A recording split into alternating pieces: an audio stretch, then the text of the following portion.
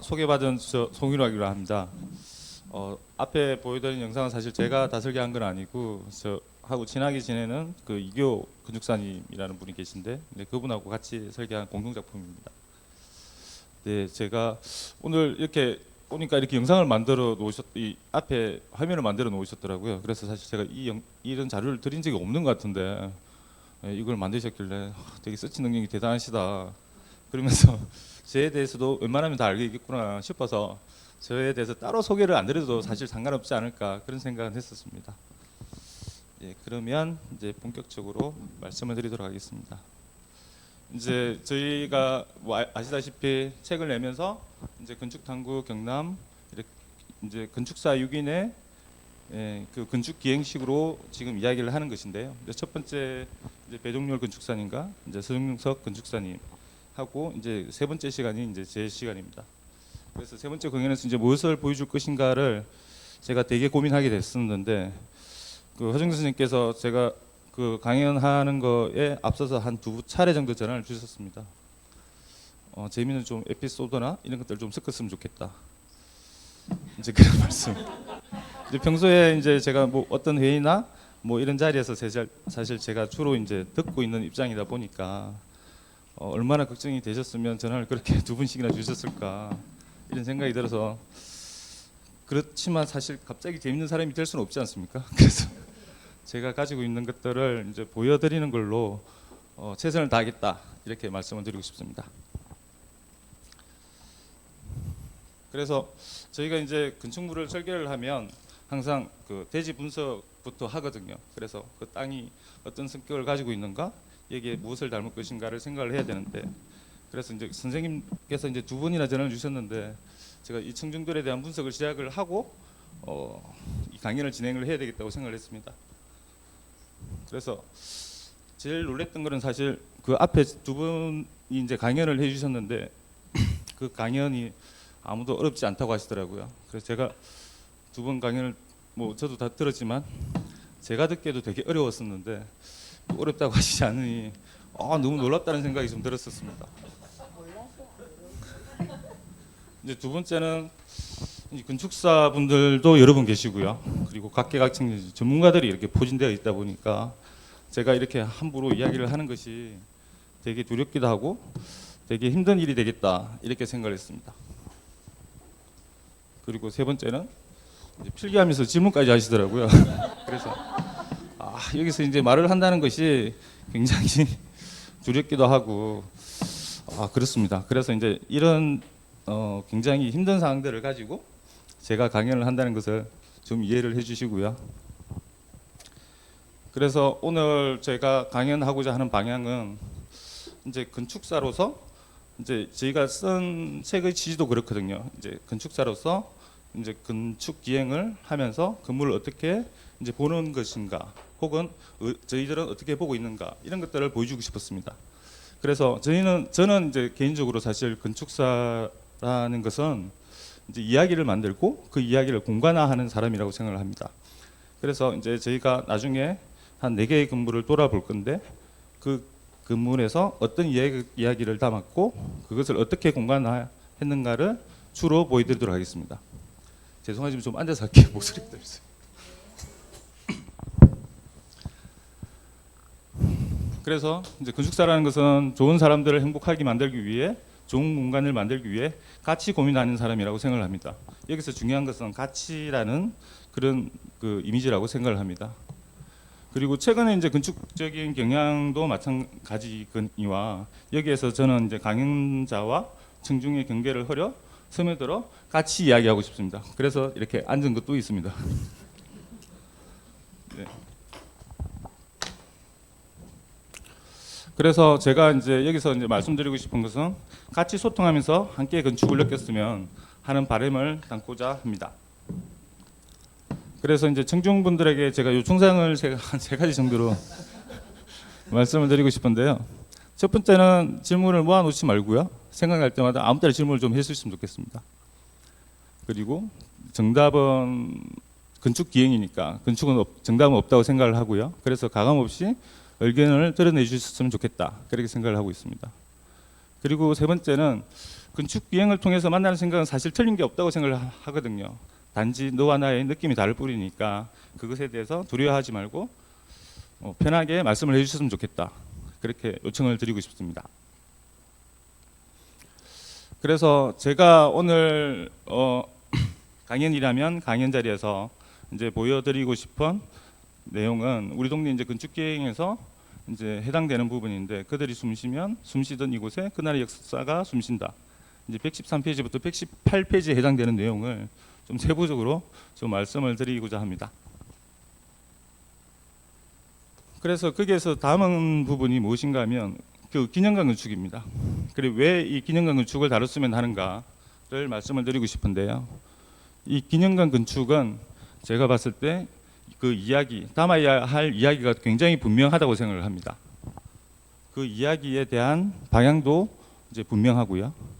그래서 그 공간을 만들었을 때 건축가의 의도가 분명하게 드러난다고 생각합니다. 그래서 그 건축가의 의도를 이제 같이 보는 거죠. 그러니까 그 건축가가 담고자 하는 이야기가 무엇인가를 먼저 살펴볼 것이고, 그리고 그 담고자 하는 그 이야기가 어떻게 공간화되었나를 같이 이 이미지를 통해서 봤으면 합니다. 그리고 이분들의 작업은 사실 4개의 작품을 나중에 보여드릴 건데 다 대가의 반열에 오른 건축가들의 작업이거든요. 그래서 제가 생각했을 때 우리가 아무런 욕을 한다 하더라도 그분들에게 아무런 누가 되지 않지 않나, 그래서 굉장히 편하게 이야기할 수 있는 그런 부분이라고 생각이 듭니다. 그 인물을 보여주는 방법은 사실 여러 가지가 있다고 생각이 듭니다. 첫 번째는 책을 통해서 이렇게 보여주는 이제 위인전 형태가 될 것이고요. 그 다음에 다큐멘터리나 이런 영상 작업을 통해서 보여주는 작업이 될 수 있을 것입니다. 그리고 세 번째로 이제 건축을 통해서 보여주는 작업, 이렇게 크게 보면 이런 3가지 정도로 이제 볼 수 있을 것이고요.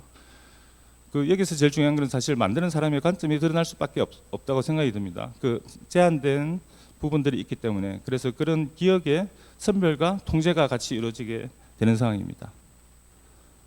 그래서 이제 기념관 건축에서 우리가 봐야 할 것들은 무엇인가를 봤을 때, 첫 번째는 어떤 이야기를 담고자 하였나, 그래서 그 건축가의 인물에 대한 관점이나 그런 부분이 드러날 것이고요. 그리고 스페이스 프로그램, 그 스페이스 프로그램이라는 것은 그 안에 들어가는 실들입니다. 그러니까 그 구체적인 기능의 실들에 해당이 되는 부분이고요. 그리고 그 이야기는 어떻게 공간화되었나, 그 공간화되는 방법은 건축물의 형태, 공간 구성, 주변 요소의 활용, 건축물의 재료를 통해서 나타나게 될 것입니다. 그래서 최종적으로 정리를 하자면 그들의 삶을 어떻게 담았나, 현재의 우리에게 미래 세대에 어떤 의미로 전달되기를 바랬는가, 이 부분들에 대해서 살펴봐 주셨으면 좋겠습니다.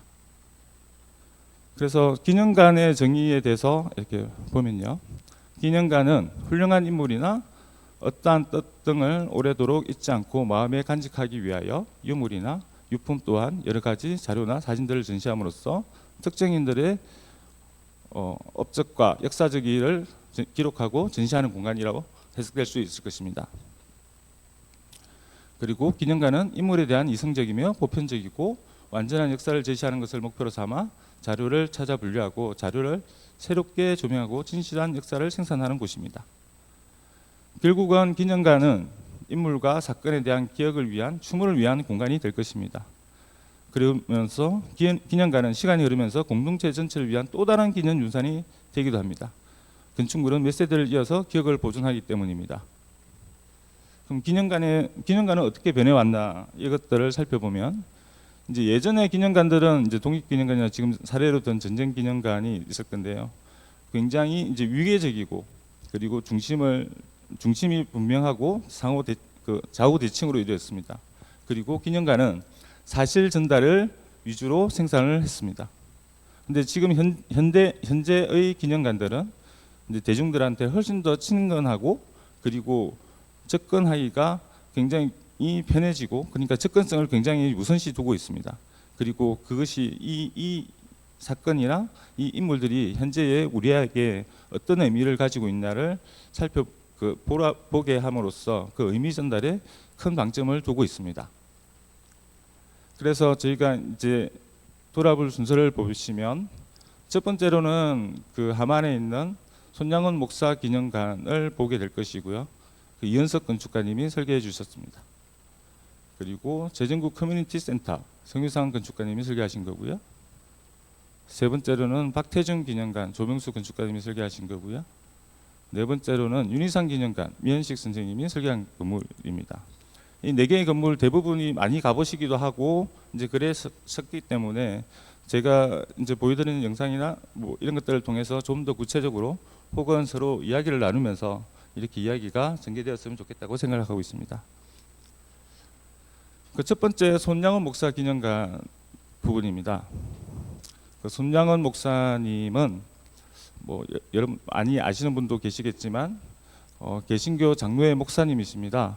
그리고 항일 독립운동가기도 하셨고요. 그리고 애양원에서 나병 환자들에 대한 구호 사업과 전도 활동에 전력을 다하였으며 6.25 전쟁 중에 죽음을 맞이하셨습니다. 그리고 돌봐줄 사람이 없는 애양원 환자들을 버리고 갈 수 없었기 때문에 피난을 포기했으며 아들을 죽인 원수마저도 사랑으로 품은 그의 삶, 그리고 아들을 죽인 이를 양아들로 삼으셨습니다. 그의 삶은 오늘날 우리에게 기감이 되고 있다. 그리고 요 밑에 있는 글은 김구 선생님께서 손양원 목사님에게 편지로 보낸 글이라고 합니다. 그리고 이 건물을 설계한 이현석 건축가님은 지금 경희대 교수님이자 프랑스 공인 건축사시고요. 그리고 기념비 건축가 종교 건축으로 이제 굉장히 유명한 건축가님이시고요. 특히 교회는 100채 이상 설계하신 걸로 알고 있습니다. 그래서 되게 큰 교회나 이런 건물들, 특히 대부분은 이제 개신교에 해당되는 교회에 해당되는데요. 이제 그런 교회 건축을 많이 설계하셨고 사실 그 교회의 트렌드를 이끄신 분이라고 해도 무방할 정도로 교회 건축에 되게 많은 작품을 남기셨습니다.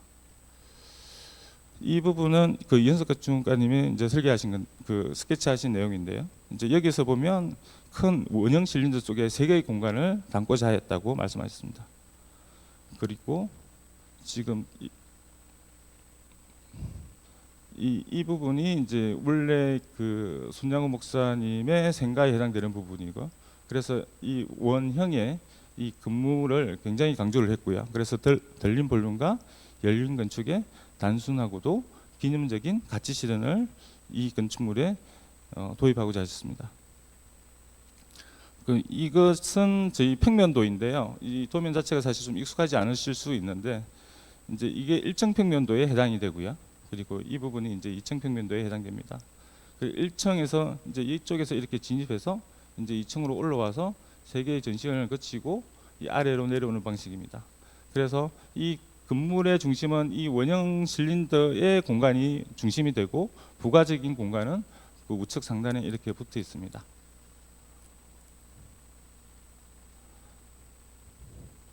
하부로는 이제 물이 있고 상부로는 이렇게 뚫려 있는 원형 실린더 안에 3개의 전시관을 담았고요. 그 나머지 부분에 이렇게 부속 공간들이 이제 각진 형태로 붙어 있는 형태입니다.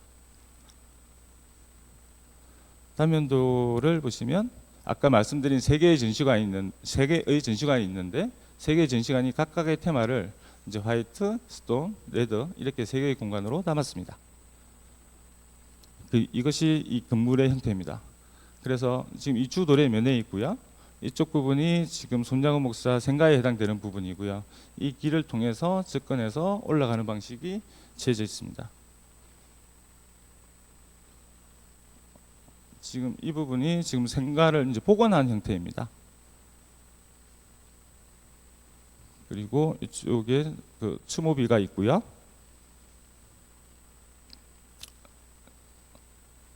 원형의 실린더 형태가 굉장히 극적으로 드러나고 있습니다. 보시면 아래로는 물로 열려 있고 위로는 하늘로 열려 있는 형태. 그래서 이렇게 들어가서 이렇게 딱 보시면 이 3개의 박스가 명확하게 이 실린더 안에 갇힌 공간이라는 게 확실하게 느껴집니다. 평소에는 이렇게 물이 비어 있을 때도 있고요. 그 오른쪽에 있는 접근로를 통해서 이 건물을 올라가게 되는 방식입니다. 우리가 지금 물을 건너서 이제 원형 실린더 속으로 이렇게 들어가는 이런 식의 전개 과정을 밟게 되는데, 아시다시피 물을 건넌다는 것은 굉장히 우리가 다른 의미를 담고 있지 않습니까? 뭐 절이나 이런 데 가서 이렇게 보시면 이 물을 건너서 간다는 것은 이제 다른 세계로 간다 이런 식의 느낌을 줄 수가 있기 때문에 이 부분에 이제 수공간을 만들고 그 수공간에 그 물을 건너서 새로운 세계로 들어간다는 이런 식의 전이 공간을 미리 만들었습니다. 그리고 이렇게 보시면 두 벽 사이로 사실 이 벽이 이 수직적인 비례가 이제 이 통로에 비해서 굉장히 느껴지기 때문에 굉장히 다른 느낌이 듭니다. 그래서 이제 양쪽으로는 다 막혀 있고 하늘로 이렇게 뚫려 있는 이런 느낌을 주게 되는 건데요. 그래서 우리가 평소에 느낄 수 없는 비례감을 가진 공간이 여기서 만들어지기 때문에 여기서 우리는 그 외부와 차단되고 순수하게 하늘로만 열린 그런 느낌을 받게 될 것입니다. 그래서 지금 여기서 설명하셨다시피 두 벽 사이에는 경사로가 조성된다. 소란스러운 바깥 세상과 고요한 기념관을 연결하는 전이 공간이자 완충지대다. 내면적 고요를 찾아가는 이 길에서 방문객들은 사색에 잠기고 자신도 모르는 사이에 경건함에 젖어들게 될 것이다. 이렇게 건축가는 설명하고 있습니다. 그 내부에 들어가면 이 로비 공간입니다. 로비 공간은 위에 이렇게 천창이 뚫려 있고요. 그리고 개별적인 출입구가 이렇게 구멍이 나서 그 개별적인 전시관으로 이끌게 될 것입니다. 그리고 복도는 좁게 되어 있습니다. 그래서 이 복도를 건너가는 것이 지금 이 두 사람 이상이 같이 못 지나가게끔 되어 있고요. 그리고 이 복도의 이동하는 공간들은 대부분 이렇게 원형으로 되어 있습니다. 이제 원형으로 되어 있다 보니까 끝부분에 목적지가 제대로 정확히 보이지가 않습니다. 그래서 내가 어디로 가고 있는지 이런 부분들이 목적지를 정하지 않고 그냥 이 걷는 행위 자체에 집중하게끔 그렇게 계획을 했다고 할 수 있습니다. 보시면 우리 여기 이제 건물의 이제 주 재료가 노출 콘크리트인데 이 노출 콘크리트의 재료의 느낌을 굉장히 강조하기 위해서 이런 부분들이 이제 그 설비 부분들을 묻게 된 것인데요. 그러니까 예를 들면 지금 이 부분이 이제 스프링클러 헤더입니다.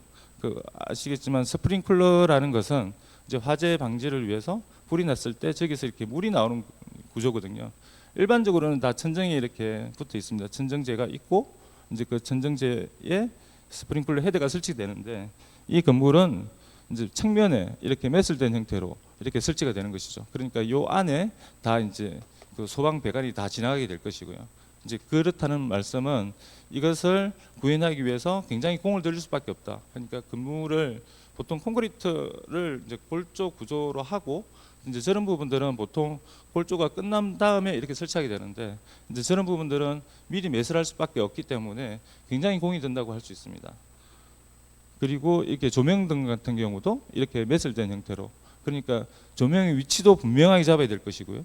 설계를 할 때 그 조명의 형태도 미리 다 결정이 돼 있어야 되고요. 그래서 그 위치도 사실은 이 콘 구멍이라고 하는데요.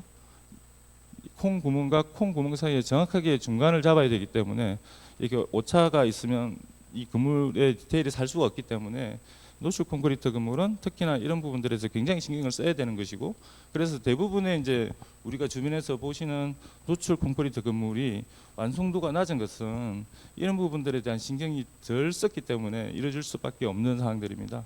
그런데 이 건물 같은 경우는 이런 부분에 디테일을 굉장히 신경을 쓰신 거죠. 그래서 콘크리트 자체의 완성도도 높지만 거기에 해당되는 부속되는 이런 설비 부분들도 굉장히 신경을 써서 이런 이 건물 자체의 완성도를 굉장히 높인 그런 경우라고 할 수 있습니다. 그리고 전시관과 전시관 사이에서는 이런 틈을 줘서 그 틈에서 이렇게 밑에 하부 수공간을 바라볼 수 있게끔 되어 있습니다. 그래서 전시관과 전시관 사이를 이동을 할 때 이런 식의 전이 공간에서 자기가 이렇게 휴식을 하고 혹은 이 공간에서 느꼈던 감정을 추스리고 다음 공간으로 넘어갈 수 있게끔 그런 식의 건축적인 장치를 두었습니다. 첫 번째 전시관은 제1전시관이라고 해서 나라사랑이라고 해서 첫 번째 이제 화이트한 이런 방으로 만들었습니다. 이 전시관은 사실 어떻게 보면 특별하게 뒤에 보여드릴 세 개의 전시관 같은 경우는 사실 전시 설계하시는 분이 전시를 했다는 느낌이 나거든요. 근데 이 건물 같은 경우는 이 모든 것들을 사실 건축가가 다 컨트롤을 했다는 느낌이 듭니다. 그러니까 건축 공간과 결합되어 있는 전시 공간이라는 느낌이 확실히 많이 들거든요. 그리고 두 번째는 인간 사랑이라고 해서 이제 스톤방이라고 구성되어 있는데요. 그러니까 이 손양원 목사님이 그 제일 어떻게 보면 뭐 유명해졌다고 말씀드리기가 좀 죄송하기는 한데 이제 어떻게 보면 한센인들을 돌봐주시면서 이제 그러한 명성들이 굉장히 많이 얻었고 이제 그런 행동들이 주변 분들한테 되게 그 감동을 많이 주고 있었던 상황입니다. 그래서 여기서는 한센인들의 그런 갈라지고 거친 피부를 상징하기 위해서 이런 식의 도르 재료를 써서 이렇게 만드셨다고 합니다. 네, 목사님 이렇게 동상이 있고요. 그리고 이렇게 돌아보면서 되는데 이 녀석은 제 아들입니다. 제가 이렇게 뭐 이렇게 건축 기행을 하면서 사실 어떻게 보면 되게 뭐 제 개인적으로는 되게 좋았던 점은 뭐 갈 때 뭐 저 혼자 갈 수도 있지만 대부분 가지고 다니지 않습니까? 그래서 그 건축 뭐 다른 분들도 다 건축 기행을 다니시겠지만 건축 기행을 한다는 것은 사실 나 혼자 가는 것보다 이제 주변의 가족이나 친구나 이렇게 같이 가면서 가서 이제 서로 느낌을 이렇게 서로 공유하는 것들이 되게 좋다고 생각이 들거든요. 그러니까 사실 건물 앞에서 말씀드렸다시피 건축 기행에 대해서는 사실 정답은 없는 거지 않습니까? 그래서 네가 어떻게 느꼈니? 내가 어떻게 느꼈을까? 뭐 이런 식의 이야기를 하면서 이야기를 나눈 것이 되게 좋다고 생각이 들고요. 이 세 번째 방은 이제 레드로 구성되어 있는 이제 핏빛으로 구성했다고 말씀을 하셨습니다. 그래서 전시실은 불의 방이라고 하십니다. 손양원 목사의 죽음을 떠오르게 하는 거친 질감의 핏빛벽을 내려다보며 긴장감 넘치는 공간을 체험하게 만들려고 하셨습니다. 네, 이 상부에 있는 천창에서 빛이 이렇게 떨어지는 부분이고요. 네, 이 좁은 복도는 이렇게 계속 이어서 내려가게 됩니다. 그리고 이 안에 전시실 부분이 일부가 있고요. 그리고 이제 홀로 이제 연결되는 부분에 이제 이런 일부 전시들이 있습니다. 그리고 1층에 내려오면 갤러리가 일부가 있고요. 그리고 수공간과 연결된 카페가 있습니다. 그래서 지금 이게 손양원 목사 기념관을 이렇게 다 보셨는데요. 뭐 제 나름대로 이렇게 특징을 분석을 하자면 이 전시 시퀀스에 따른 동선이 강제 동선입니다. 그러니까 강제 동선이라고 말씀드리는 것은 보통의 기념관이나 이런 데 갔을 때 내가 선택을 할 수 있게끔 만들어줍니다. 이 전시관을 갈 것인가, 이 카페를 갈 것인가, 이 교육실을 갈 것인가. 근데 이 전시관 같은 경우는 내가 들어가자마자 어디를 가야 될지를 명확하게 알려주고 그 알려진 동선에 따라서 이렇게 가다 보면 1전시간, 2전시간, 3전시간을 거쳐서 내려오게 되는데 1전시간에서 느껴야 될 감정을 이야기를 하고 2전시간에서 느껴야 될 감정을 이야기하고 3전시간에서 느껴야 될 감정에 대해서 명확하게 이야기를 합니다. 그래서 어떻게 보면 그 관람자 입장에서는 굉장히 어떻게 보면 피곤할 수 있지 않습니까? 이제 그 피곤할 수 있는 동선을 이렇게 돌린다는 것은 굉장한 그 건축가의 자신감이라는 생각이 들거든요. 그러니까 반드시 이것들을 거쳐야 당신은 이 전시관을 제대로 봤다고 생각이 들게끔 만드는 거라서 어떻게 보면 굉장히 남성적인 그 전시 흐름이라고 할 수 있을 것입니다. 그리고 인물을 상징하기 위한 세 개의 전시관으로 구성되어 있고요. 그리고 이 손양원 목사님의 기념관은 전시관 위주의 공간 구성입니다. 앞으로 뒤에서 살펴볼 그 기념관들의 그 스페이스 포럼과는 좀 다르게 여기서는 전시관이 메인이라는 게 확실하게 드러나 있고요. 그리고 교육 공간이 일부 있으나 세미나실 정도가 있고 그리고 갤러리 카페가 이제 중간 정도를 차지하고 있습니다. 그래서 이렇게 세 개의 특징을 가지고 있습니다. 혹시 질문 있으신가요? 아, 좀 말이요.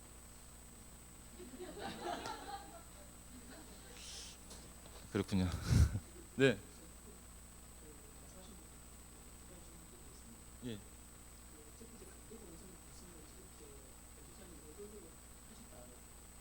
네, 제가 듣기에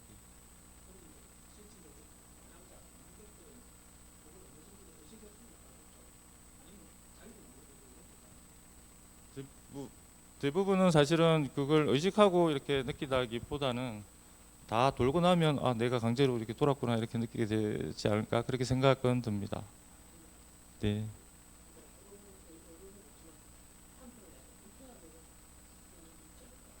네, 그런데 뭐 제가 생각했을 때는 이 건물이 기념관 건축이기 때문에 기념관 건축은 우리가 무엇을 알고자 해서 가는 것이라서 이런 것들은 충분히 감수하고 감당할 만한 정도의 일이 아닌가 그렇게 생각이 듭니다. 네.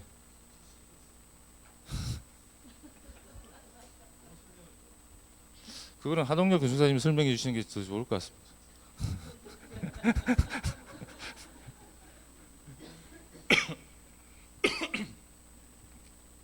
네. 네. 예, 뭐 제가 생각하는 전시 시퀀스는 장면의 연속된 흐름이라고 생각을 합니다. 그러니까 내가 여기서 어떤 장면을 보여줄 것이고, 그 다음에 어떤 장면을 보여줄 것이고, 이런 장면들의 연속된 연출의 의도가 이제 전시 시퀀서인 거죠. 그러니까 내가 여기서는 뭘것을 느끼게 해주겠다. 그 다음에 이것을 그 다음에 뭘 느끼게 해주고 싶다. 그 다음에 뭘 느끼게 해주고 싶다. 이런 식으로 내가 당신에게 보여줄 것을 확실하게 지정하는 것입니다. 그러니까 뭐 여기 가지고 이런 느낌도 들고 저런 느낌도 들고 이런 게 아니라 내가 여기서 보여줄 건 이것이고 당신이 느끼게 될 것은 이것이다라는 것을 명확하게 사실 보여주는 거라서 어떻게 보면 아까 말씀하신 것처럼 굉장히 불편하게 만들 수도 있지만 어떻게 보면 전달하고자 하는 메시지 자체가 굉장히 명확하다고 생각을 합니다. 네.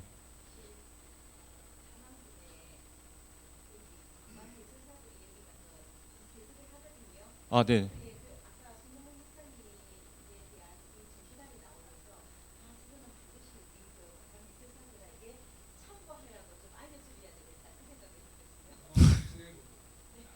아, 그러십니까?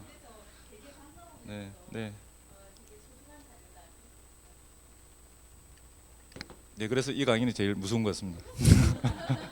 분명히 저보다 많이 알고 계신 분들이 계실 것 같아가지고. 그러면 좀 천천히 하면서 두 번째로 넘어가도록 하겠습니다. 두 번째 보여드릴 건물은 제정구 커뮤니티 센터입니다. 이 건물을 설계하신 건축가분은 성효상 건축가님이십니다. 제정구 선생님은 경상남도 고성 출생이시고요.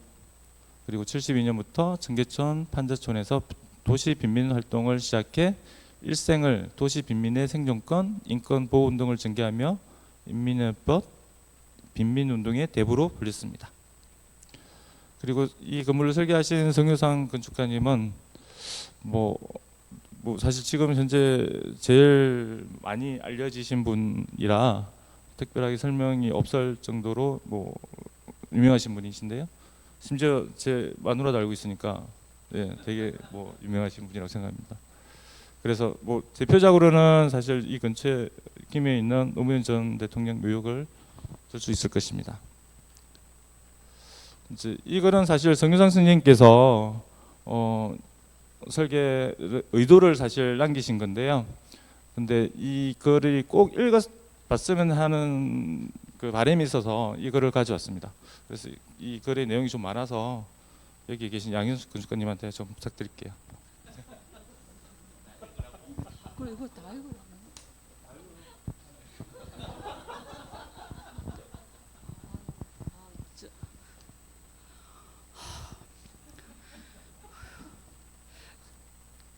가짐없는 큰 자유를 위한 작은 숲 제정구 커뮤니티 센터. 제정구 커뮤니티 센터는 경상남도 고성군 대가면의 대가 저수지의 면에 있는 공원 내에 조성된 시설로 제정구 선생의 업적을 기리고 주민들과 방문객이 같이 이용할 수 있는 작은 문화 공간이다.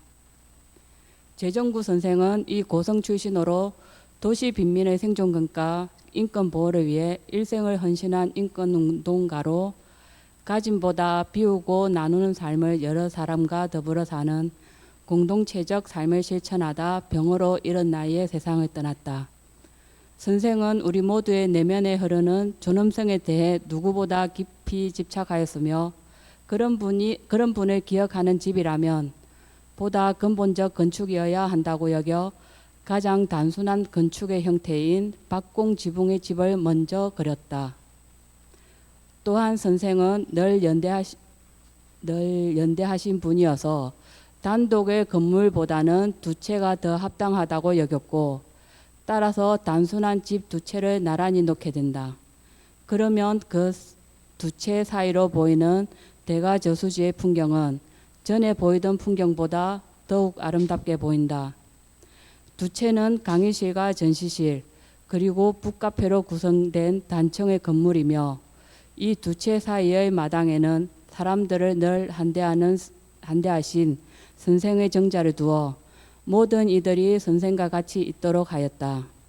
또한 입구 마당 가까이 묵상을 위한 탑을 지어 선생이 늘 기원하던 바른 세상을 향한 염원을 기린다. 그렇게 하면 단순한 건물 하나가 아니라 작지만 몇 채가 어우러진 작은 마을이 되어 그 사이에 조성된 외부 공간들과 함께 다양함을 더할 것이다. 건물의 재료는 네오선 강판으로 5년 동안만 녹이 슬고 그 이후에는 녹선 피막이 내부의 철을 영구적으로 보호한다. 자연이 관리하니 유지 관리를 위한 비용도 되지 않지만 그보다는 적어도 5년의 시간을 지나면서 피막의 색이 변하는 과정이 마치 시간을 기록하는 듯 변하며 건축이 살아있는 생명체처럼 느껴지게 된다. 그리고 결국 암적색으로 변한 표면은 기억의 장치로 남는다. 먼저 조성된 테마공원이 나무가 부족한 상황이어서 먼저 숲을 조성하는 게 긴요해 보였다. 이 지역에서 비교적 빨리 자라는 백합나무 100그루를 심어 작은 숲을 이루게 하면 건물이 살아 변하면서 점차 이곳은 울창한 숲으로 성장할 것으로 판단되었다. 그래서 재정구 선생의 집이 아니라 재정구 선생의 숲을 설계했다고 해도 된다.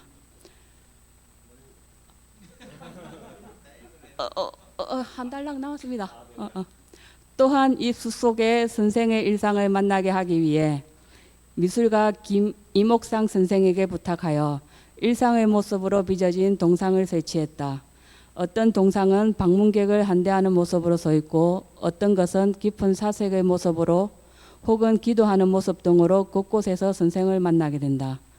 이 프로젝트는 작은 규모이지만 가짐없는 큰 자유를 실천하신 선생의 말처럼 물신에 사로잡혀 현대를 사는 우리들에게 우리의 내면에 흐르는 존엄성을 다시 듣게 하여 새로운 삶을 시작하도록 근유하는 시설이 되길 원하며 지어졌다.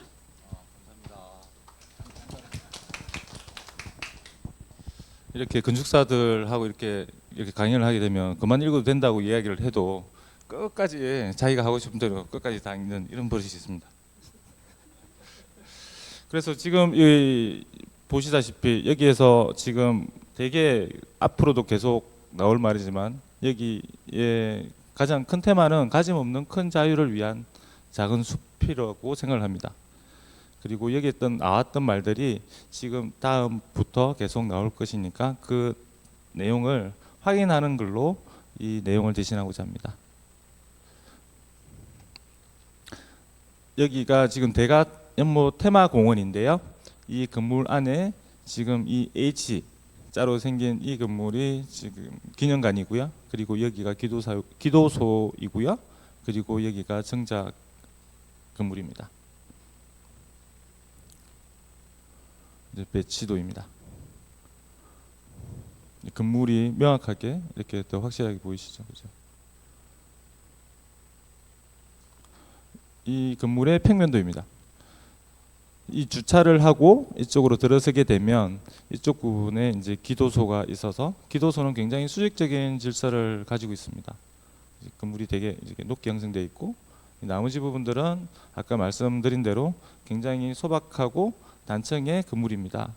그래서 이 부분에 홀로 들어서게 되면 이쪽 부분에 이제 기념관이 있고 카페가 있고 교육실이 있고 세미나실 이렇게 4개의 실로 크게 구성되어 있습니다.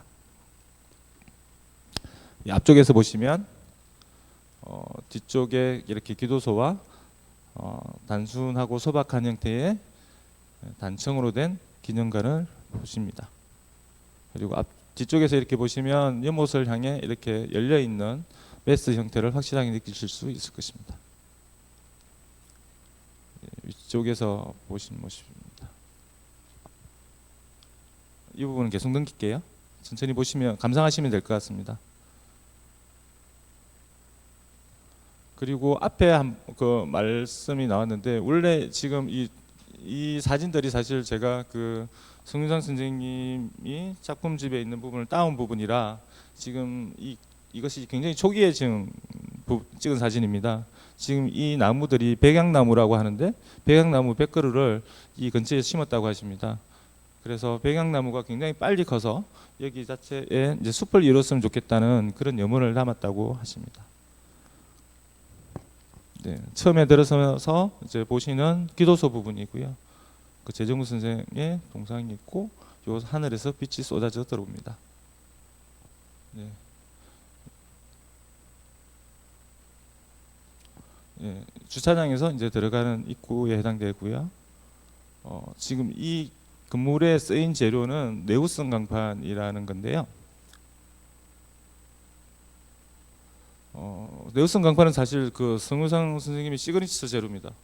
시그니처 재료라는 것은 잘 아시다시피 굉장히 상징적인 재료인데 이제 이 재료가 지금 현재 굉장히 많이 쓰이고 있기는 한데 그래도 이 재료의 시작은 사실 성유상 선생님이셨고 그래서 이 건물 보면 대부분 이제 성유상 선생님이 설계한 건물들이 실제로 많고요. 그리고 이 네오슨 강판 자체가 이게 사실 소송의 대상이 되기도 합니다. 왜냐하면 아까 말씀드렸다시피 한 5년 정도 녹이 쓸고 이제 멈추고 이제 그렇게 되는데 이것이 이제 녹이 쓰는 과정 중에 저 부분이 이게 분말이 일어나거든요. 그래서 이게 빗물 처리나 이런 것들이 굉장히 깨끗하게 깔끔하게 돼야 되는데 이제 우리가 이렇게 이 아류작 혹은 이 설계에 신경 쓰지 못한 그런 건물들은 이제 이런 것 이 피막이 형성되면서 생긴 것들이 주변으로 막 날리고요. 그리고 실제로 이런 건물에 가서 잘못해서 이렇게 닿았다고는 옷에 분말이 묻기도 하고요. 그리고 옆에 이제 지금 여기는 건물이 옆에 건물이 없지 않습니까? 근데 이 피막이 날아가서 옆집에 빨래나 같은데 이렇게 막 묻어서 이제 그렇게 되기도 하고요. 그래서 굉장히 조심해서 써야 되는 재료입니다.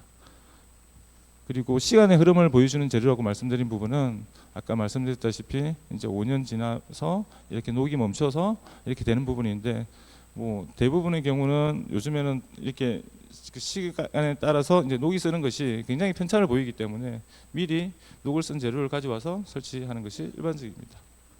그리고 어떻게 보면 이 재료가 이 건물에 굉장히 잘 어울린다고 생각하는 저의 생각은 뭐냐면 이것이 굉장히 소박한 캔버스 형태를 이루고 있습니다. 그래서 이런 식의 이제 주변에 그 숲에서 발생되는 그림자가 여기를 캔버스로 해서 새로운 그림을 그려지는 느낌을 저는 받았었거든요. 예, 그래서 이 단순한 메스에서 보여주는 이 캔버스로서의 건물이 기능을 하고 있다는 그런 생각이 많이 들었었습니다. 네, 들어가는 입구고요. 네, 이 내부 모습입니다. 내부는 벽과 바닥은 노출 콘크리트로 되어 있고요. 이제 그리고 이제 꼭 필요한 설비들이 있거든요. 그러니까 예를 들어서 여기 조명이나 환기 설비나 뭐 이런 것들이 있는데 이제 그런 것들은 이렇게 모아서 검정색으로 된 이런 식의 관에 다 한꺼번에 모아서 설치했습니다. 그래서 색감을 보면 이제 회색으로 된 노출 콘크리트와 그리고 설비 부분으로 이루어진 이제 블랙으로 된 부분 그리고 이제 목재의 이런 가구들 이렇게 크게 세 가지로 구성되어 있다고 말씀드릴 수 있을 것 같습니다. 네, 이 컵에도 이렇게 가짐없는 큰 자유라고 이렇게 명기되어서 이렇게 판매되고 있습니다. 예, 이 부분은 이제 전시실인데요. 이 전시실이 이런 박공의 형태의 느낌을 그대로 살렸고요. 아까 말씀드린 대로 이런 설비적인 부분들은 이렇게 검정색으로 표시해서 이렇게 그 공간에 이제 가리는 것을 최소화했습니다. 근데 지금 일체의 장식을 배제한 전시관이기 때문에 사실은 이 전시관에 있는 이런 노출 콘크리트나 이런 것들이 사실 굉장히 음을 많이 반사를 시키거든요. 아시다시피 이 공간도 사실은 어떻게 보면 이 천정에서 사실은 많은 흡음 역할을 해주십니다. 그런데 이 건물 같은 경우는 흡음을 해줄 자리가 없습니다. 그래서 그런 장식도 되게 배제되어 있고요. 그러다 보니까 이게 조금만 소리를 해도 소리가 좀 울리더라고요. 그래서 이 건물을 관리하시는 분께 여쭤보니까 불편하지 않으시냐고 그렇게 말씀을 드리니까 자기가 생각할 때는 이 소리가 울림이 그리고 조그만 소리를 내도 금방 번지는 것이 그 재정구 선생님께서 이제 빈민 활동에 헌신을 하셨고 거기에 사시는 건물들이 양철로 된 그런 건물들이었다고 들었다. 그래서 그 건물에서도 이런 식의 울림이 있었을 것이라고 자기는 생각을 한다. 그래서 이 작은 울림이 느껴지는 것이 자기는 너무 좋다고 그러시더라고요. 그래서 어떻게 보면 이런 것들도 그것을 어떤 마음을 담아서 볼 것인가.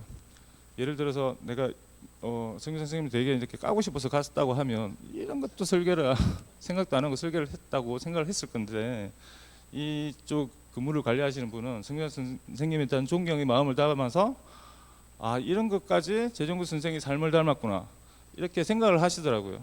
예, 그래서 되게 좀 놀라기도 했습니다.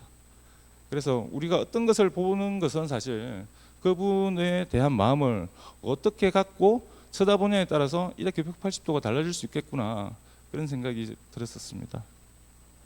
이 부분은 뒤에 교육실 부분이고요. 이 앞쪽 부분이 이제 세미나실 부분입니다. 이 세미나실 이런 실들도 이런 박공지붕의 형태의 느낌을 그대로 담았습니다. 보시면 요 가운데 부분이 화장실이거든요. 근데 화장실에 이제 우리가 환기가 필요하지 않습니까? 그 환기도 이런 식의 파이프로 이렇게 내보내서 별도의 그게 이 보통 이 전등을 넣어서 이렇게 처리를 하거든요. 그런데 이 박공의 느낌을 그대로 살리고자 노력하셨습니다. 그래서 이렇게 보시면 창문 부분도 이렇게 어렵게 이렇게 박공의 형태로 그대로 살렸습니다. 이제 외부에서 보면 정자를 중심으로 이제 두 개의 벌려진 메스가 보이고요. 예, 저수지를 바라보는 선생님의 정자십니다. 지금 여기도 이렇게 보시다시피 백양나무의 그림자가 지금은 훨씬 더 울창해졌습니다. 그 백양나무의 그림자가 이 건물의 재료의 이제 암적색으로 된 이 골텐강의 그 캔버스에 이렇게 드러나서 이렇게 시시각각으로 움직이는 그림처럼 보입니다.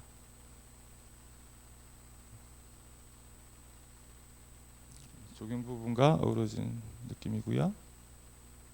네, 그래서 제가 생각하는 이제 특징입니다. 그 재정구 커뮤니티 센터의 특징은 사실 제일 큰 거는 사실 공원 안에 있는 전시관이라는 것이 제일 큰 특징이라고 생각합니다. 그 공원은 어떻게 보면 인공적으로 조성된 것인데 백양나무 숲으로 해서 숲 안에 있는 재정구 선생님의 집을 강조한 형태라고 생각을 합니다. 그리고 인물을 기리기 위한 장치가 굉장히 그 재료나 이런 부분들에 굉장히 극적으로 드러난다. 그래서 소박한 메스와 단순한 재료. 그리고 커뮤니티 중심의 공간 구성이라고 볼 수 있습니다. 사실 전시관은 한 4분의 1 정도를 차지하는 거고 교육 공간인 교육실과 이제 광당이 이제 전체의 한 2분의 1 정도를 차지하는 거고 그리고 카페가 4분의 1 정도 차지하는 이런 식의 공간 구성을 띠고 있습니다. 혹시 따로 질문 있으실까요? 네. 네.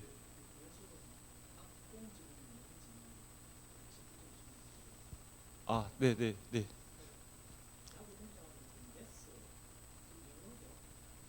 아, 네.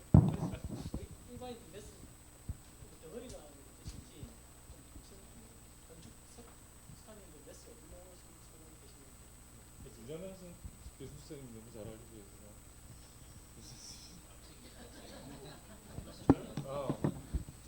저는 2주 후에 하겠습니다. 박공 저희가 이제 경사지붕의 형태를 여러 가지로 이렇게 알 수 있습니다. 박공지붕이란 것은 경사지붕이 이렇게 이루어져 있는 가장 단순한 형태입니다. 자, 이제 이 형태가 박공의 형태죠.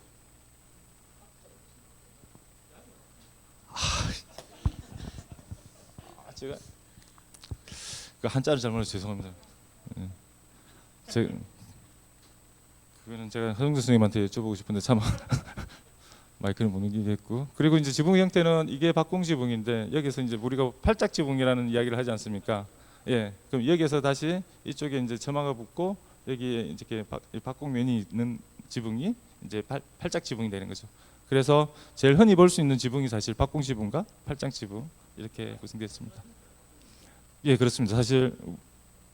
지금 뭐 어떻게 보면 보시기에 제일 만들기 쉬울 것 같지 않습니까?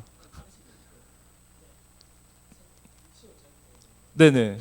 근데 어떻게 보면 그 전통 건축에서 박공시북이 나타나는 형태들이 꽤 있는데 그 어떻게 보면 가장 단순하면서도 가장 강력한 힘을 발휘하기도 합니다. 네, 그래서 제가 구체적인 예를 못 들겠는데요. 네, 그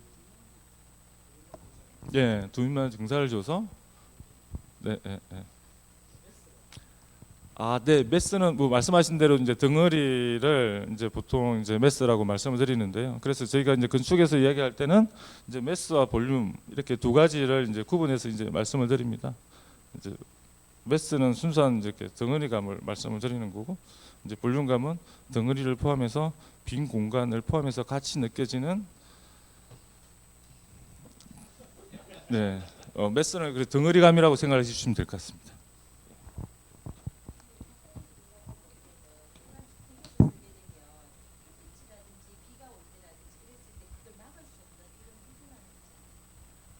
오히려 훨씬 더 어,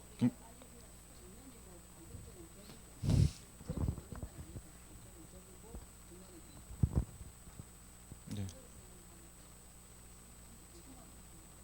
아, 네. 아, 네. 이 부분이 보통 이렇게 막혀 있는 형태지 않습니까? 박공면이고요. 그리고 대부분은 사실 지붕의 그걸 따질 때 이제 물이 얼마큼 잘 배수가 되는가로 봐야 된다고 생각을 하는데 박공은 굉장히 사실 간단한 형태라서 물의 흐름도 굉장히 단순하게 잘 처리할 수 있다고 생각이 드는 거고요.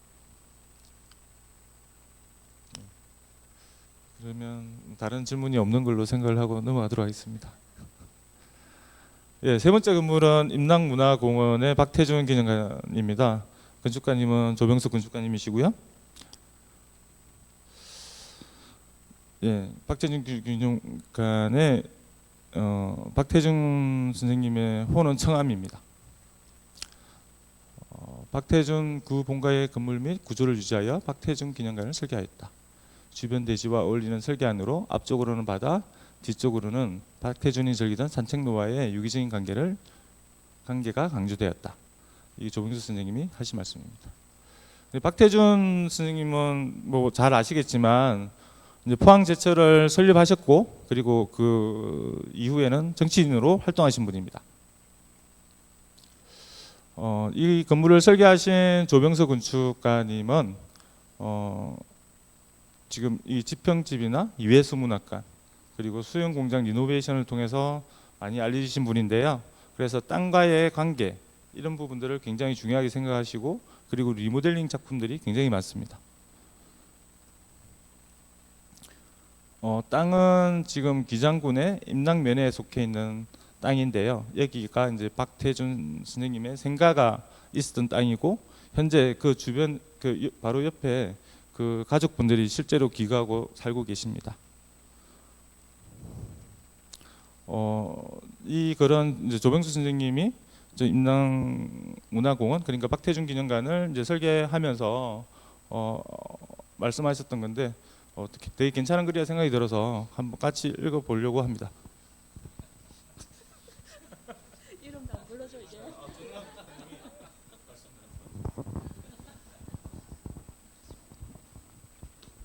임락문화공원 박태준 기념관은 길을 통한 소통의 건축이라고 말할 수 있다. 가정으로서의 길, 역경의 길, 통합의 길을 보여주고자 하는 곳이 아닌 지역 사회와 공존하고 열려있고 경험되는 영원히 살아 숨쉬는 곳. 보유한 자원에 비해 미개발된 임랑해수욕장 일대는 50여 가구가 자리한 소규모 마을이고 숙박시설, 식당이 부족하다.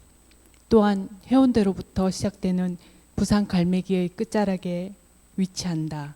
그러한 대지는 박태준의 삶의 자취가 배어있는 마을이며 주변 환경과 조화로운 건축을 요구했다. 따라서 지역 주민을 위한 커뮤니티 공간이 필요했으며 박태준 생가와 보호 수목의 보호가 필요했다. 기존 마을의 맥락을 이어가는 연속적인 요소와 구성을 유지하기 위하여 기존의 건물을 개보수하여 기념관과 커뮤니티를 위한 시설로 재활용했다. 기존의 건물 마당을 활용하여 새로운 커뮤니티 공간을 부여하였다. 박태준이 생전에 직접 가꾼 수목들을 보존할 수 있는 배치를 계획했다. 이거는 설명하시면서 목소리가 훨씬 좋으셔가지고 제가 특별히 요청을 드렸습니다. 지금 보시는 스케치가 이제 조병수 선생님이 하신 스케치입니다. 기존 이 글씨를 알아보기 힘들어서 제가 다시 위에 썼는데요. 기존의 것들에 대한 존중과 수용, 소통, 이것이 이 건축물을 제일 중요한 문구라고 생각이 듭니다. 그리고 이것이 지금 배치도입니다. 그래서 여기에서 보면 임랑문화공원은 길을 통한 소통의 건축으로 풀이될 수 있을 것이다. 과정으로서의 길, 역경의 길, 통합의 길, 보여주고자 하는 것이 아닌 지역사회와 공존하고 열려있고 경험되는 영혼이 살아 숨쉬는 곳을 만들고 싶다 하셨습니다. 그리고 빛과 물과 바람의 움직임이 체험적으로 와닿는 공간.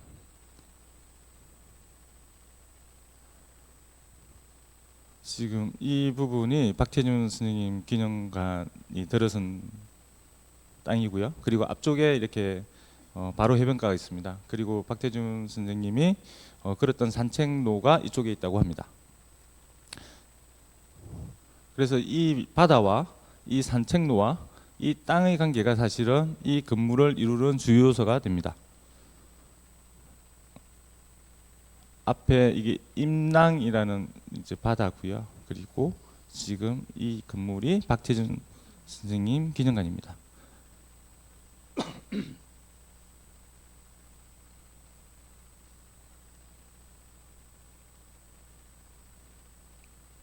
위에서 보면 이 부분이 완전히 비어 있고요. 그리고 이 건물과 이 건물이 기존에 있던 건물입니다. 네, 이 기존 건물은 다시 개보수를 해서 리모델링해서 여기에 사무실과 교육실로 쓰고 있습니다. 그래서 이 매스가 주변 매스의 크기와 크게 반하지 않게끔, 그래서 주변에 서서히 녹아들게끔 설계하셨다 합니다. 여기에 쓰인 재료는 크게 세 가지입니다. 알루미늄 메탈 패널과 곡면 창호, 코르텐 스틸입니다. 그래서 우리가 흔히 생각을 하면 박태준 선생님은 포항제철을 설립하셨으니까 건물의 재료를 철로 써야 되지 않을까를 저 같으면 그랬을 것 같은데, 근데 지금 조병수 건축가님은 이 건물 자체가 이제 바닷가에 면해 있기 때문에 염해, 그러니까 철은 특히 이런 염분에 빨리 반응을 해서 녹이 설계되기 때문에, 그래서 주 재료는 알루미늄 메탈 패널을 썼고요. 그리고 알루미늄 메탈 패널 자체가 여기서 말씀드린 임랑 반짝이는 은빛 파랑. 그래서 알루미늄 메탈 패널 자체를 뒤에 보여드리겠지만 굉장히 색과 이런 형태를 다르게 만들어서 적용을 했습니다. 그리고 곡면 창호가 있고요. 그리고 코르텐 스틸은 아까 보여드린 네오슨 강판의 일종인데 철로 돼서, 그러니까 전혀 안 쓸 수는 없다고 생각을 하셨던 것 같습니다. 그래서 코르텐 스틸을 기존 건물의 일부분에 사용했습니다.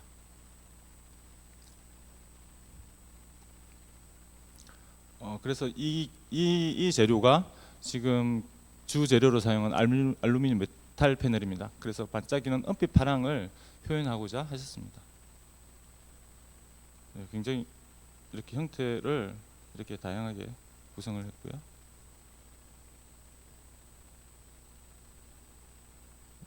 일부 산책로에 적용된 알루미늄 메탈 패널입니다.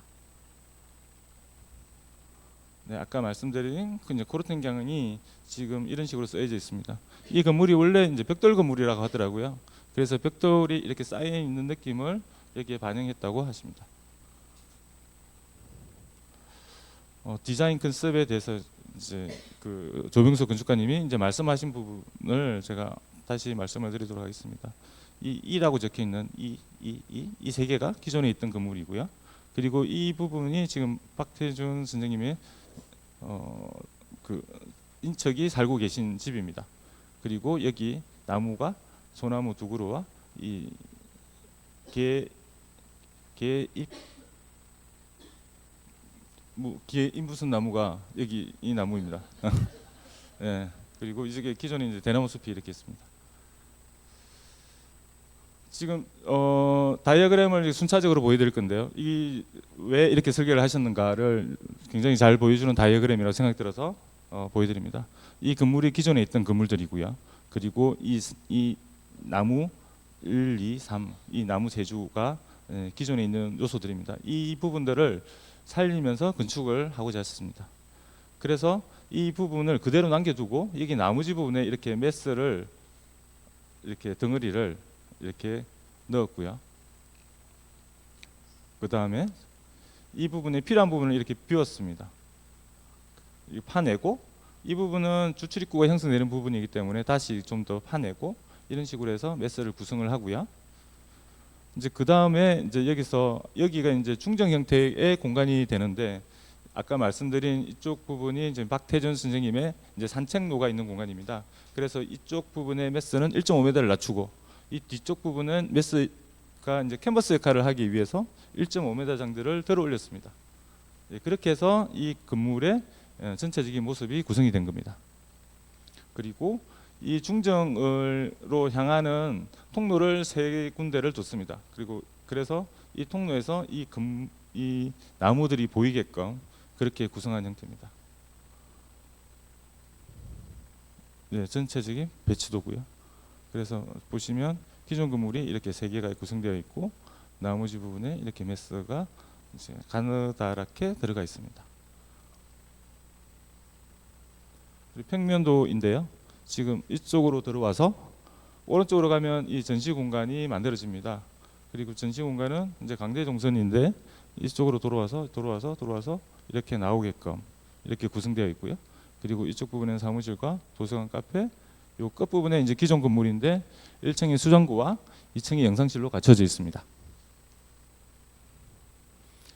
예, 인면도고요.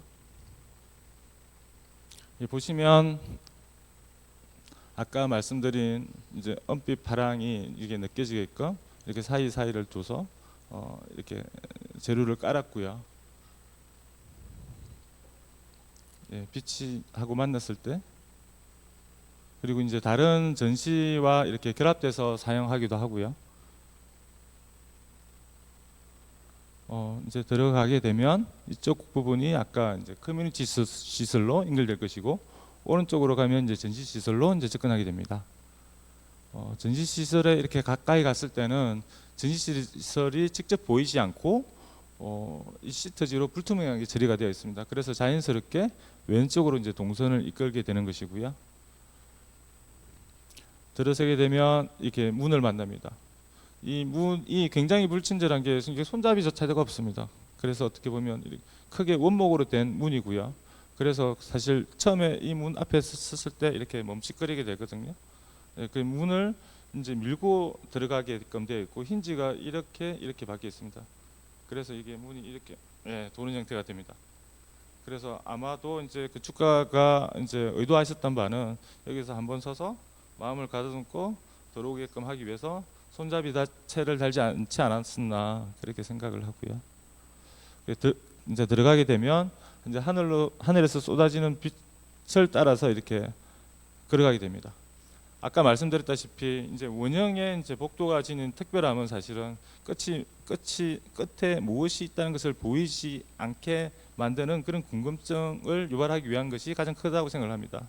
그래서 이 건물은 휘어진 벽으로 구성이 되되 인공 조명 없이 하늘에 쏟아지는 천창을 따라서 접근하게 되게끔 그렇게 구성을 했습니다. 예, 들어가게 되면 이쪽 부분에서 이렇게 빛이 들어오거든요. 보시면 이 뚫려진 틈 사이로 이렇게 나무가 보이게 되는 거고요. 그래서 아까 말씀드린 이 나무 세 그루가 요 기존에 있던 나무들입니다. 네, 이 틈을 통해서 이 나무들이 보이게 될 것이고요. 이 벽면의 형태의 곡선이 이런 그 계구부에도 그대로 적용이 되었습니다. 이렇게 원형의 불규칙한 곡선 형태로 구성되어 있습니다. 네. 안에 들어서면 보통 우리가 저 히말라야 시다라고 하지 않습니까? 이 나무가 이렇게 가운데 있고요. 예, 위쪽에 소나무 두 그루가 있습니다. 이제 아까 말씀드렸다시피 이쪽 부분에는 매스를 낮춰가지고 이 뒤에 보이는 그 산책로가 있는 뒷산이 더 잘 보이게끔 그렇게 구성을 했습니다. 예, 지금 현재는 이렇게 물이 채워져 있고요. 처음에는 물이 채워져 있지 않았었던 것 같습니다.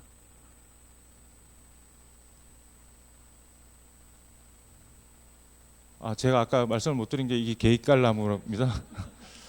그래서 이 계획갈나무는 우리가 흔히 말씀드린 히말라야 시다, 설송이라고 하고 포스코의 사목이라고 합니다. 네, 그래서 정암 선생이 생전에 아꼈던 나무로 이 나무 아래에 티탭을 놓고 차를 마시며 독서를 즐겼다고 합니다. 예, 아까 말씀드린 대로 이렇게 낮아진 메스 사이로 뒤쪽에 산이 한층 더 잘 보이게끔 그렇게 구성을 했습니다.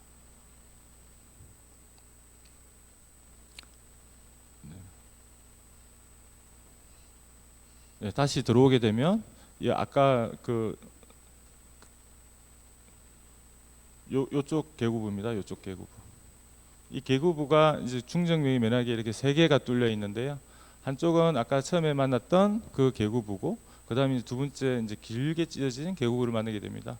그리고 세 번째는 이 전시관 안에서 이 계구부를 통해서 이 정원을 바라보게 됩니다. 그래서 우리가 보통 이제 계구부를 뚫을 때 굉장히 이렇게 직각적인 형태의 이제 그런 계구부를 뚫게 되는데, 이런 곡선적인 형태의 계구부에서 느껴지는 특별함이 사실 좀 있습니다. 빛들도 이렇게 길게 새어 들어옵니다. 네, 가까이 가서 보시면 이제 이 계구부의 형태와 대칭되게 바닥에서도 이렇게 드러나게 되고 물에 반사돼서 다시 이렇게 계구부가 형성됩니다. 그래서 사실은 이런 느낌이 여기 하나, 여기 하나, 여기 하나 이렇게 세 개가 동시에 나오고요. 바닥에서 보시면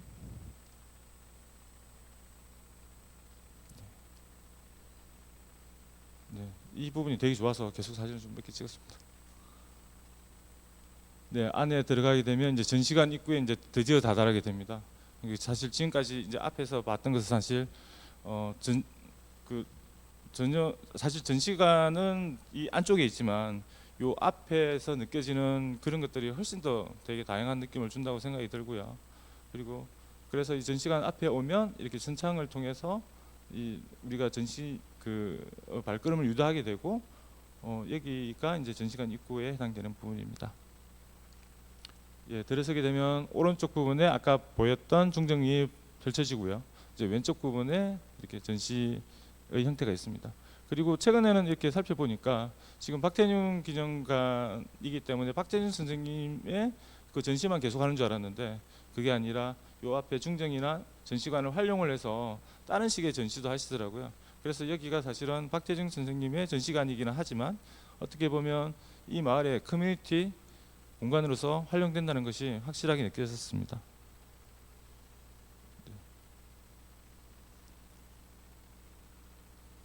네.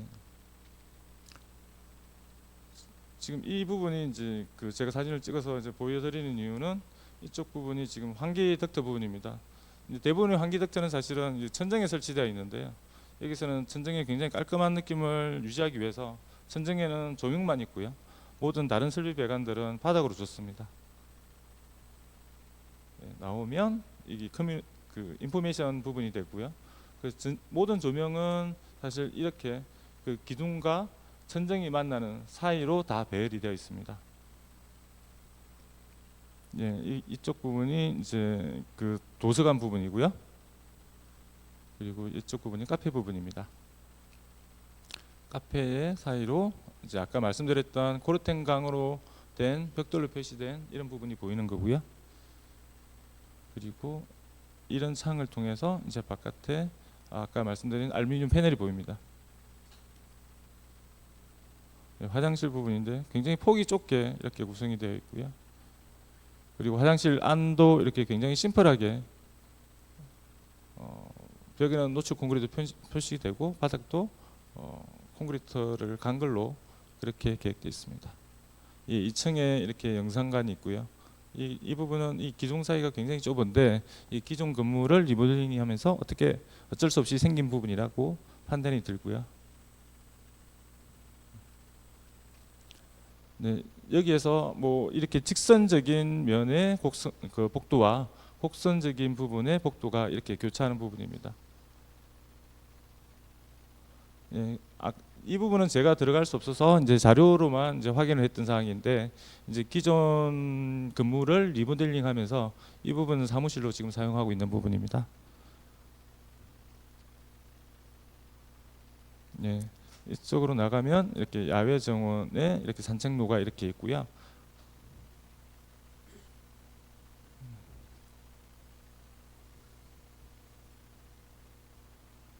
네, 지금 벤치도 이렇게 코르텐강으로 만들어져 있습니다. 그래서 이 아까 말씀드렸다시피 코르텐강은 내우선 강판인데요. 이제 이거 자체가 이렇게 분말이 묻을 수 있기 때문에 이렇게 목재를 다시 앉는 부분은 깔아놨고요. 네, 이쪽 부분이 이제 사색의 길입니다. 예, 그래서 박태준 기념관의 특징은 뭐 제가 생각했을 때 이제 문화공원으로서의 기능을 가지고 있다. 그래서 다양한 전시를 수용하고 이제 전시 공간이 중정도 같이 포함해서 전시 공간으로 활용할 수 있다. 그리고 임무를 기억하기 위한 장치로 이제 기존 건물, 나무, 산책로와 연결이 확실히 구분되어 있다. 그리고 외부 공간과의 적극적인 연계가 되어 있다.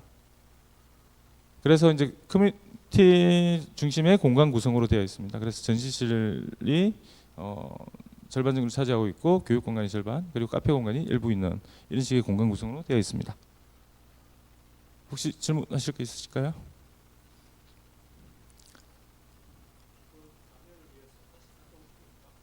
아니 웹을 완전히 당연히 요 앞에 뭐 장치들은 그 제가 찍은 것도 있고 그 조병수 선생님이 홈페이지 워낙 잘 올려 놓으셔가지고 그런 부분들도 쓴 것도 있고요. 네, 같이 교차했습니다.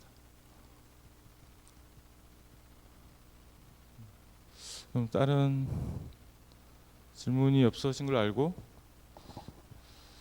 그 마지막으로 이제 윤희상 기념관을 가보도록 하겠습니다. 이제 윤희상 선생님은 통영 출신의 한국 태생의 독일 작곡가이십니다. 그리고 동백리 사건으로 해서 이제 서독으로 이제 거의 망명하시다시피 하셨고, 그래서 그쪽에서 이제 주로 작품 활동을 하셨고요. 이 건물을 설계하신 분은 그 경상남도 제일 총괄 건축가이신 민익 선생님이십니다. 민익 선생님은 산청 출생이시고요. 윤희상 선생님도 산청에서 태어나셨습니다. 한 3년 정도 사셨다고 합니다. 그러니까 0세부터 3세 정도까지. 그래서 산청에 대한 기억은 거의 없다고 그러시고요. 그래서 고향을 통영으로 그래서 항상 기록하고 계십니다. 윤희상 기념관은 통영의 도심의 중심지에 위치하고 있습니다. 이 배치도인데요. 이게 전체적인 사이트이고 이쪽 부분이 이제 관람석이 제일 중앙에 차지하고 있습니다. 그리고 전시관이 일부분이 있고요. 그다음에 오른쪽 부분이 이제 베를린 하우스라고 그 윤희상 선생님의 원래 쓰셨던 물건들을 이쪽에 가져와서 이제 배치했다고 합니다. 그럼 이 부분은 뒤에 배치했던 내용이고요. 저희가 주로 볼 것은 이제 관람석과 전시관을 주로 보게 될 것입니다. 이제 이게 원래 이제 그 조감도입니다. 그래 보면 이게 전시관이 이렇게 있고요. 그다음에 이렇게 관람석이 있고요. 그렇게 수공간이 이렇게 쭉 구성되어 있고 그다음에 나머지 부분이 이제 공원으로 구성되어 있습니다. 그래서 이 수공간은 원래 이제 아까 앞에 그 항공사진 이렇게 보시면 이게 지금 매립된 부분이지 않습니까? 그래서 원래는 이제 바다가 여기 가까이까지 왔다고 합니다. 그래서 그런 것들을 기념하기 위해서 이제 수공간을 만드셨다고 합니다.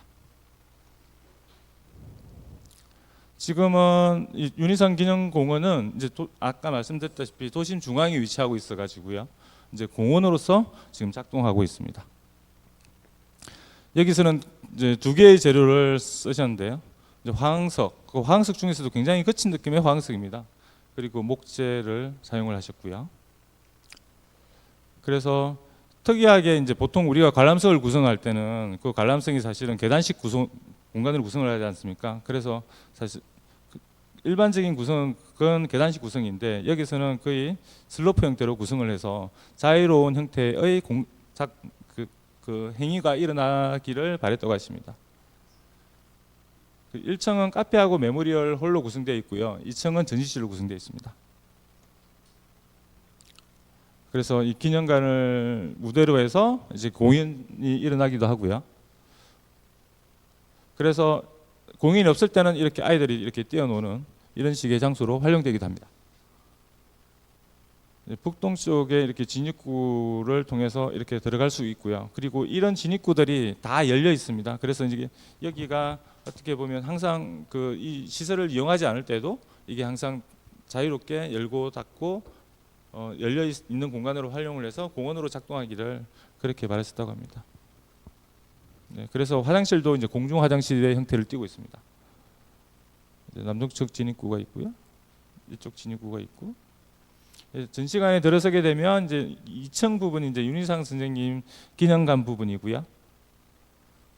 네. 이 전시물이 이런 식으로 있습니다. 그리고 아까 말씀드린 이제 메모리얼 홀인데 여기서 이제 대관 행위가 이루어지고 메모리얼 홀은 이 목적 이렇게 부재가 이제 잘 드러나게끔 해서 그렇게 구성이 되어 있고요. 여기서 자주 대관 행위가 이루어지고 이제 여기서 이제 음악 연주 개인 활동이나 이런 것들이 굉장히 활발하게 일어난다고 합니다. 예, 커튼 자체가 이제 그 허음제 역할을 해주시는 거고요. 예, 계단은 굉장히 개방적 구조로 구성되어 있습니다. 벽들이 다 유리로 되어 있고요. 이 계단판과 판 사이의 철판은 사라지게끔 해서 개방적인 느낌이 들게끔 구성했습니다. 그리고 벽면에는 윤희상 선생님의 모습을 사진으로서 계속 이렇게 남겨두고 있었습니다. 그래서 윤희상 선생님의 뭐 특징은 시민들의 휴게 공간으로 작동을 하고 음악콘을 통해서 지속적인 음악 활동이 일어나고 있습니다. 그리고 따뜻한 목재와 거친 화학석을 써서 선생님의 다양한 험난한 삶을 상징하고 있다고 생각을 하고요. 그리고 지붕은 목조 구조체의 지붕을 사용했습니다. 윤희상 선생님의 기념관은 사실은 되게 많은 그 우여곡절을 거쳤습니다. 그러니까 처음에 윤희상 선생님의 그걸 만들었지만 2010년 3월에 개관했거든요. 근데 2017년 9월에 윤희상 기념관 이름으로 바꿀 수 있었다고 합니다. 그러니까 그게 이념적인 문제로 그랬던 거고요. 그래서 이것도 사실 최근에 이제 쓴 기사더라고요. 그래서 이제 여러 가지 이런 논란이 있어서 논란은 현재 진행형이라고 말씀을 하시더라고요. 그래서 지금 그 윤희상 선생님의 사모님과 따님이 우리나라에 살고 계시는데 이런 분들의 공격을 받을 때도 있다 그렇게 말씀을 하셨습니다. 그래서 이런 논란 중심의 이 글이 저는 굉장히 마음에 들어서 한겨레 신문에 나와 있던 글인데 이 글을 같이 읽어보려고 합니다.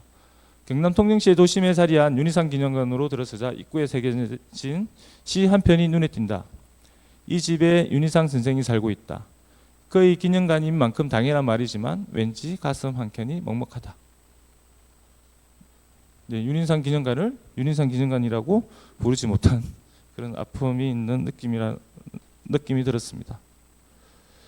그리고 이 건물은 또 뭐 이념적인 논란 못지않게 많이 좀 변했는데요.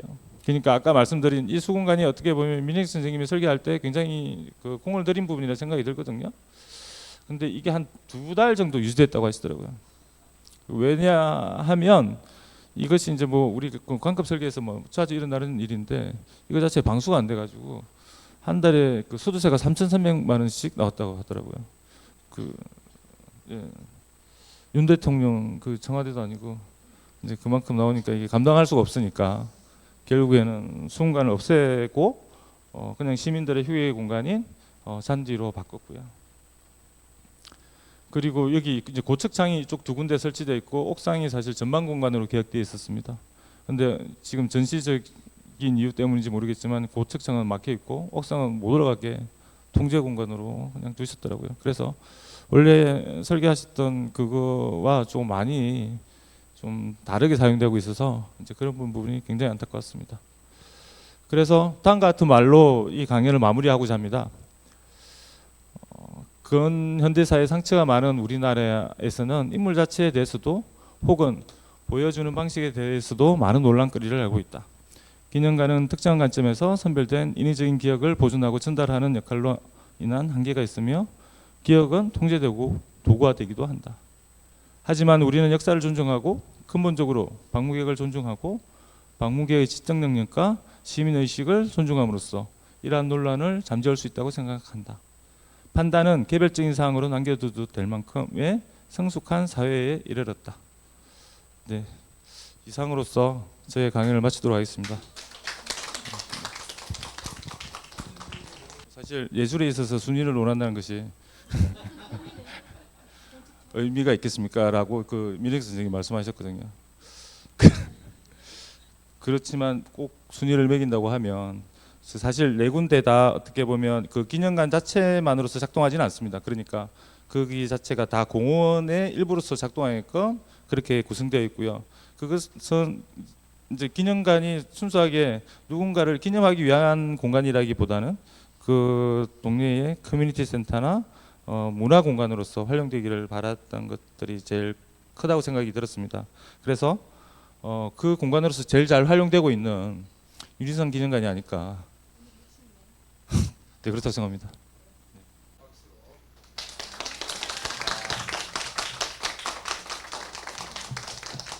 사실 이게